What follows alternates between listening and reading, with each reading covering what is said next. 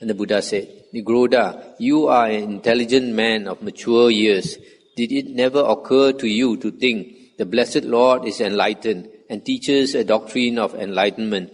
He is self-restrained and teaches a doctrine of self-restraint. He is calm and teaches a doctrine of calm. He has gone beyond and teaches a doctrine of going beyond. He has gained Nibbana and teaches a doctrine for the gaining of Nibbana.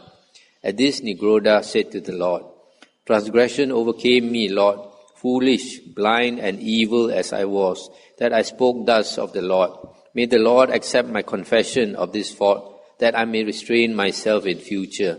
And the Buddha said, Indeed, Nigroda, transgression overcame you, when through folly, blindness, and evil you spoke thus of me. But since you recognize the nature of your transgression and make amends as is right, we accept your confession. For Nigroda, it is a mark of progress in the discipline of the noble ones, if anyone recognizes the nature of his transgression and makes amends as is right, restraining himself for the future. But Nigroda, I tell you this, let an intelligent man come to me who is sincere, honest, and straightforward, and I will instruct him. I will teach him Dhamma. If he practices what he is taught, then within 7 years he will attain in this life to that unequaled holy life and goal, for the sake of which young men of good family go forth from the household life into homelessness, by his own knowledge and realization, and he will abide therein. Let alone 7 years, in 6 years, 5, 4, 3, 2, 1 year, let alone 1 year, in 11 months, 10 months, 7 months, 6 months, 5, 4, 3, 2, 1 month, half a month, let alone half a month. In 7 days he can gain that goal.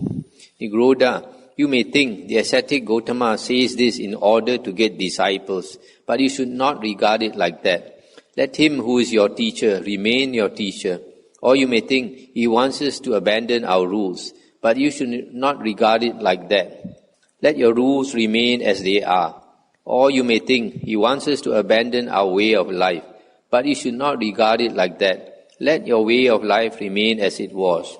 Or you may think he wants to establish us in the doing of things that according to our teaching are wrong and are so considered among us. But you should not regard it like that. Let those things you consider wrong continue to be so considered. Or you may think he wants to draw us away from things that according to our teaching are good and are so considered among us. But you should not regard it like that. Let whatever you consider right continue to be so considered. Nigroda, I do not speak for any of these reasons. There are, Nigroda, unwholesome things or unwholesome states that have not been abandoned, tainted, conducive to rebirth, fearful, productive of painful results in the future, associated with birth, decay and death. It is for the abandonment of these things that I teach Dhamma. If you practice accordingly, these tainted states will be abandoned, and the states that make for purification will develop and grow, and you will all attain to and dwell in this very life by your own insight and realization in the fullness of perfected wisdom. At these words, the wanderers sat silent and upset. Their shoulders drooped. They hung their heads and sat there downcast and bewildered. So possessed were their minds by Mara. Then the Lord said, Every one of these foolish men is possessed by the evil one, so that not a single one of them thinks, Let us now follow the holy life proclaimed by the ascetic Gautama, that we may learn it. For what do 7 days matter?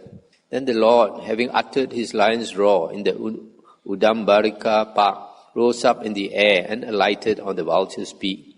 And the householder Sandana also returned to Rajagaha. It's the end of the sutta. So you see this last part, the Buddha is hinting to them, if you are an honest, let an intelligent man come to me who is sincere, honest and straightforward, and I will instruct him, I will teach him Dhamma. So the Buddha is inviting them to come to be his disciples, and he is telling them, in 7 days, if they strive hard, they can become enlightened. But their minds were overcome by Mara, and they did not take the hint that the Buddha dropped.